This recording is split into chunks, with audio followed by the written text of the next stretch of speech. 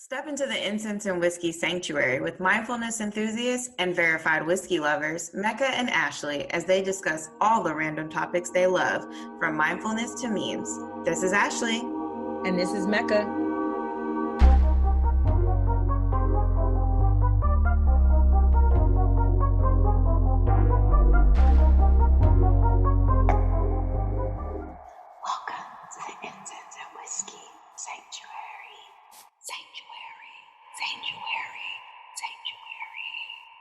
Okay, so I've been hearing about masculine versus feminine energy. I've had a friend recently say to me, I'm not in touch enough with my feminine energy. And I was like, what does that mean? Like, I don't even know how to respond. And I saw a meme recently that talked about masculine energy, and it listed things like doing, active, logical, producing. And then I read feminine energy on the other side, being, feeling, emotional, receiving, intuitive. I don't even know if these are the proper adjectives, but please make it make sense. Can you talk to me about feminine versus masculine energy? Yeah, I'll give you, what I know about it. And what you just explained is exactly, what the reference is from, right? So like in our body, being a male or a female, we all have a masculine and a feminine side. Okay. And sometimes that masculine side can be, it can show up stronger, or sometimes our feminine side can show up stronger. But the ideal is actually have a balance, right? Mm-hmm. It's almost like what we, kind of like what you just described. When someone says, "Oh, what's the traits of like your feminine side?" Then that goes with the traits of like sensitive, gentle, love, like nurturing, like emotional and caring, right? Okay. And then when you think about the masculine side, that's like the doers, the doer. I'm always busy.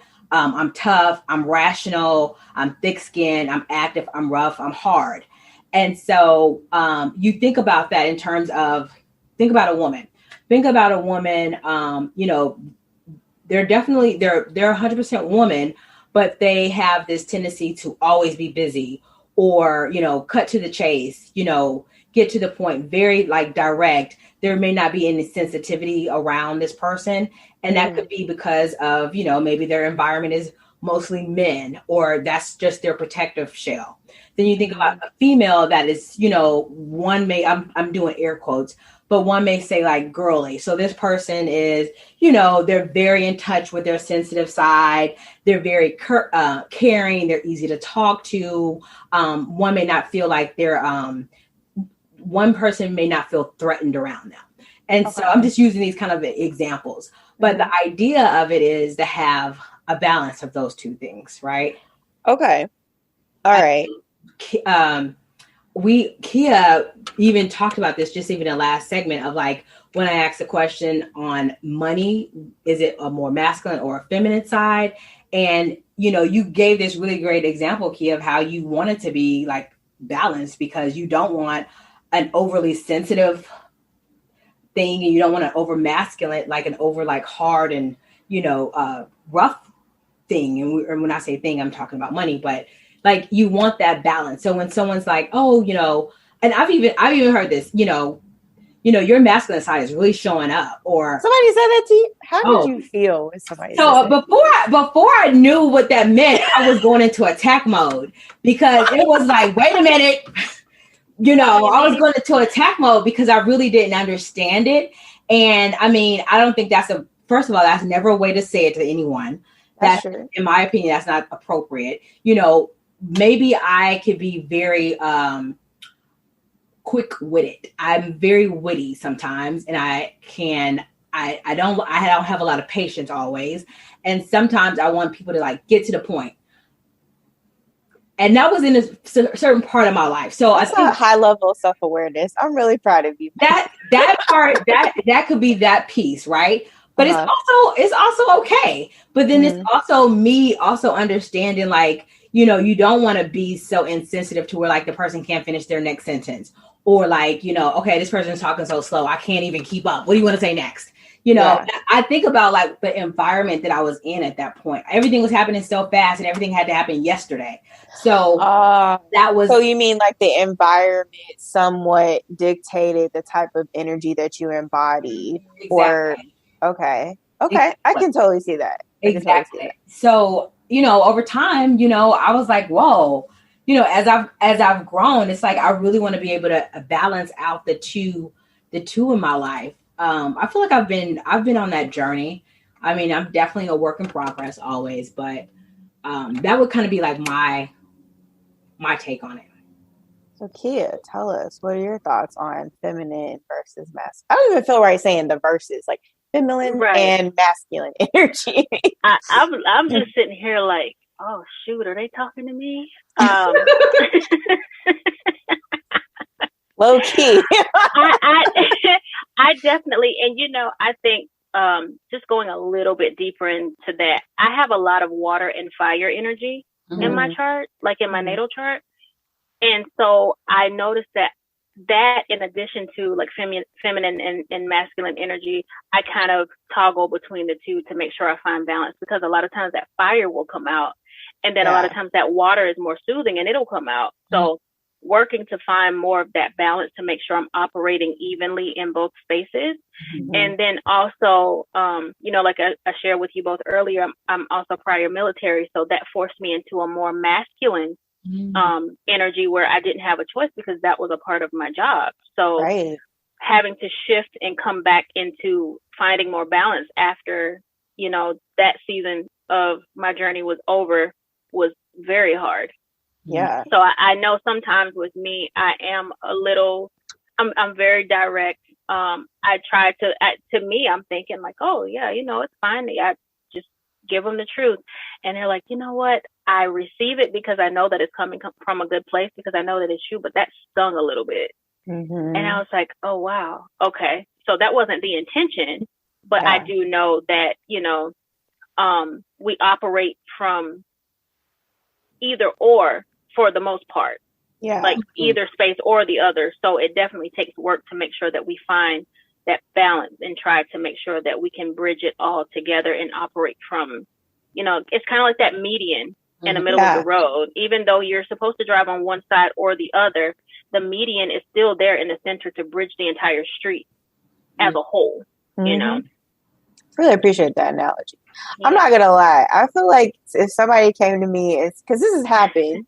If somebody came to me and was like, "You got some real masculine energy," I would have taken it as a compliment. Some of the environments I'm in right now, these men are winning. So I'm just like, okay, the other day somebody told me I was intimidating, and I was like, good, you should be intimidated. I was not a fit. I was like, I'm not even going to attribute anything negative to this. I'm glad you feel that way.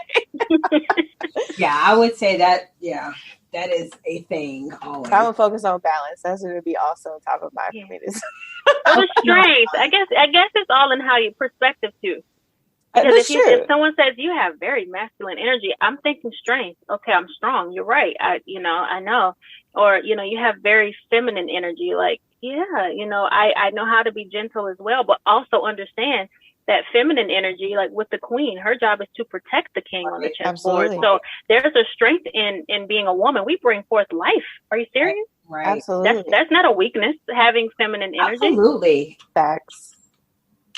I totally agree with that. I mean, it also just, you know, in that statement that I made, it's definitely like the delivery. It wasn't used as a compliment. It was definitely used as a weapon. That's all. That makes all the difference. You know, I think that we hear, because I'm sure I'm saying this, but I'm sure like our listeners may have experienced that, or, you know, oh, you're difficult, or like this person isn't easy to work with. And those sometimes can attribute to someone speaking up, someone, you know, giving their opinion. Maybe they're not agreeing with the crowd. All of those things are looked at as like this difficult person, which then looks at like this masculine kind of energy, right? Like they're just like in the naysayers. And so I agree with the whole like keeping it balanced, and you definitely want to hold that like and carry that through at like all your relationships, being at work, personal, romantic, because, you know, if you're completely one way at work, you seem to carry that into your home and personal life, and it may just not fit, right? Like you need to have a masculine energy while you're at work, but that not go. So, am I able to ask a question for you guys to make it make sense for me? Absolutely. Okay. So I was just listening to you, Mecca, and I was thinking about, why is it that whenever someone says to a woman that you're manly, or you're very masculine, that they say it to project it as an insult, and if they say to a man you're very feminine, as an insult as well. But when you're operating in the two energies, it's fine. Like a man. So when you think about strength and how men are quote unquote overachievers and all this, that's a good thing. And women, you think about like their strength. So I just wonder, like, how did it get contorted to where it becomes an insult? That's a good point. Because our values and priorities are out of order. Yeah, for sure. Society. Yeah. No, I don't think that we haven't approached like a universal acceptance that there are positives and strength and benefits in both masculine and feminine energy. And there's this sense of, I think, combativeness, or like that these two energies are incongruent and cannot thrive in the same entity, in the same body. If you would come to me, or if I came to you, Keya, and say you really embody true balance of masculine and feminine energy to me, and I celebrate that, I value that, and what that could mean for how you show up in the world, we haven't gotten to that place as a society, as a people, where we have taken on identity. We have identity issues, and our identity is so tied up with the perception of, I'm strong, I'm a man, I'm strong, I'm hard, I can handle whatever, or I'm a woman, my role and how I should operate and show up in the world should be soft and feminine. And we have taken on these narratives, and we have totally internalized them and have failed to see the benefit of the balance. That's my opinion on it. No, I agree with you, Ashley. I agree. We don't value the benefit of the balance, And I don't know why it's considered negative now that I'm sitting here thinking about it. Like, even when you think about, like, I'm just going to use the example of like communication. Like, when you, and I'm not going to say whether this, I'm going to just start off. If you're communicating to build relationships, to understand a person, to listen to them, and that's considered a feminine way of listening. If you are communicating to someone and you're just giving out information, solving problems, and running on, that's considered like a masculine way of communicating. And so, which neither one of them are like bad. There is no like bad or good in either one of those, right? So to pit one as negative, I feel like that's definitely societal. Like, if you think about it, I don't know 100% what the pronouns, how we got to the pronouns, but I mean, us now or the world now deciding to go with they and their, and not putting a gender on our names or on our person. And I don't know if I'm going 100% all the way, but in my mind, it almost goes to say that we're trying to like neutralize feminine and masculine. Or that could happen energy, as a right? result of, right. Yeah. Or that could happen because we're like, okay, they're they, or they're, and mind you, don't at me because I'm not 100%. She said, "Don't at me." I don't know this 100%. I'm just saying what's coming to my mind right now. But it's like that act itself is a way of like just toning it down to stop saying black, white, red, yellow. Like there's no, like, we put these boxes and these constraints on each other. So now it's just like everything's just like one big playing field that's going on. Yeah. I don't know. I hear you. It kind of came to me. You just broke that down. Yeah, great perspective. So do you feel that so with what you said, and that's a great perspective, do you feel that the masculine and the feminine is important? I think we just put a name on it, but I think having both sides is important. I think having that balance of both sides to the point of being a great listener, but then also understanding how to create boundaries. Because if you are not creating boundaries, then you can be considered like a people pleaser, people walking over you because you always want to like be the helper. And that's considered quote unquote feminine. But then when you say, no, I want to create boundaries, I want to like think of this for myself, then that's what I consider masculine. So I think both of those parties are needed. We've just put a name on them. We've created this name for them. But I think both of them are important because we hear this when you get on a plane, you got to put your own oxygen mask on before you put on others. So in my mind, it's like you need to be able to protect yourself, but then also be available to help other people. If that makes sense. Did I answer your question? For sure.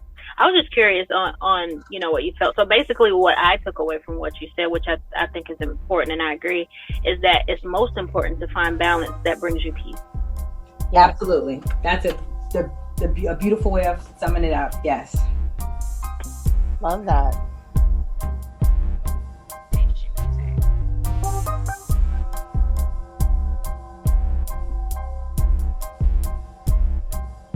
Catch us next time on Incense and Whiskey. In the meantime, take a breath, have a sip.